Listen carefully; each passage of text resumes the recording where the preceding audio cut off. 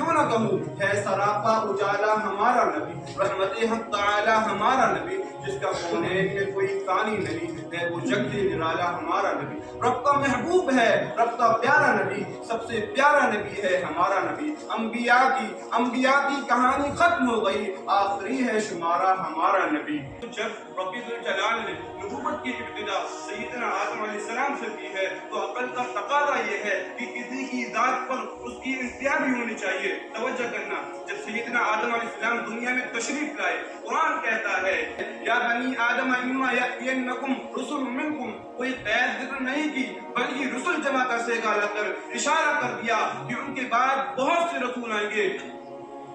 معلوم ہوا کہ رسالت کا سلسلہ ابھی جاری ہے۔ جلیل القدر انبیاء میں ایک سیدنا نوح علیہ السلام ہے، ایک سیدنا ابراہیم علیہ السلام ہے۔ آپ کی آمد پر قرآن کہتا ہے وَلَقَدْ أَرْسَلْنَا نُوحًا وَإِبْرَاهِيمَ وَجَعَلْنَا فِي ذُرِّيَّتِهِمَا النُّبُوَّةَ، اور آگے جا کر فرمایا ثُمَّ قَفَّيْنَا عَلَىٰ آثَارِهِمْ کہ ہم نے ان کے قدموں کے پیچھے پیچھے رسول بھیجے۔ معلوم ہوا کہ رسالت کا سلسلہ بھی جاری ہے۔ جلیل القدر انبیاء میں ایک سیدنا موسیٰ علیہ السلام ہے۔ آپ کی آمد پر قرآن کہتا ہے وَلَقَدْ آتَيْنَا مُوسَى الْكِتَابَ وَقَفَّيْنَا مِن بَعْدِهِ بِالرُّسُلِ کہ ہم نے موسیٰ علیہ السلام کو کتاب عطا کی اور ان کے پیچھے پیچھے لگاتار ایک بعد دیگر رسول بھیجے۔ معلوم ہوا کہ رسالت کا سلسلہ بھی جاری ہے۔ میرے دوستو، قرآن پاک کی آیات سے اتنی بات تو متعین ہو گئی کہ سیدنا آدم علیہ السلام آئے، قرآن کہتا ہے ان کے بعد رسول آئیں گے۔ سیدنا ابراہیم علیہ السلام آئے، قرآن کہتا ہے ان کے بعد رسول آئیں گے۔ سیدنا نوح علیہ السلام تشریف لائے، قرآن کہتا ہے ان کے بعد رسول آئیں گے۔ سیدنا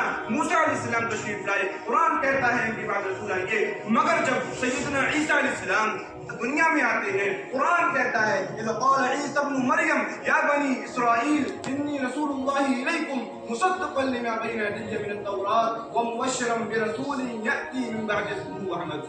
لوگوں، میرے بعد رسول تو زیادہ نہیں آئیں گے، ہاں ایک آئیں گے، نام بھی بتا دیا اسمہ احمد۔ جب میرے آقا دنیا میں تشریف لائے فرمایا انا بشر میری صاحب۔ اب رب کا قرآن کہتا ہے ما کان محمد ابا احد من رجالکم ولکن رسول اللہ وخاتم النبیین وکان اللہ بکل شیء علیما۔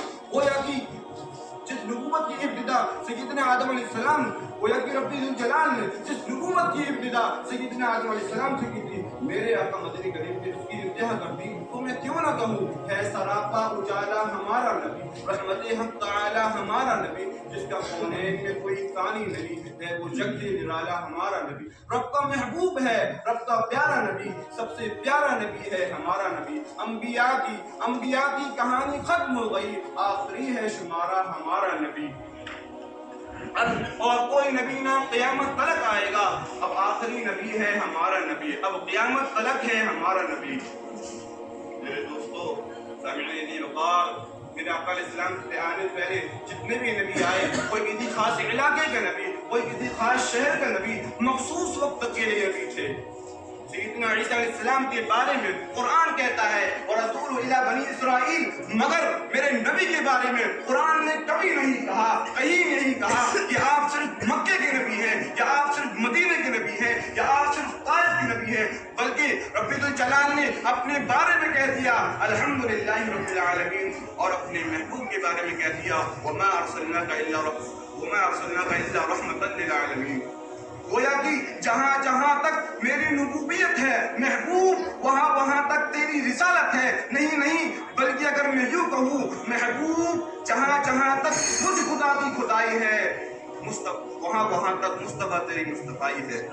سامعین وقار، یہ ختم نبوت کا مسئلہ کوئی معمولی مسئلہ نہیں ہے۔ آپ اس بات سے اندازہ لگائیے، میرے آقا علیہ السلام کی ساری زندگی میں جتنے غزوات میں صحابہ شہید ہوئے ہیں، جتنی جنگوں میں صحابہ شہید ہوئے ہیں، ان سب کی کل تعداد 259 ہے، مگر اس طرف بھی تو دیکھیے نا، سیدنا صدیق اکبر رضی اللہ عنہ کا دور خلافت ہے، یمامہ کا میدان ہے، 100-200 نہیں، 300-400 نہیں، 1200 شہداء کی لاشیں تڑپ رہی ہیں، کسی کا سرطن سے جدا ہے، کسی کا بازو کٹا ہوا ہے، کسی کا جسم ٹکڑوں میں بٹا ہوا ہے۔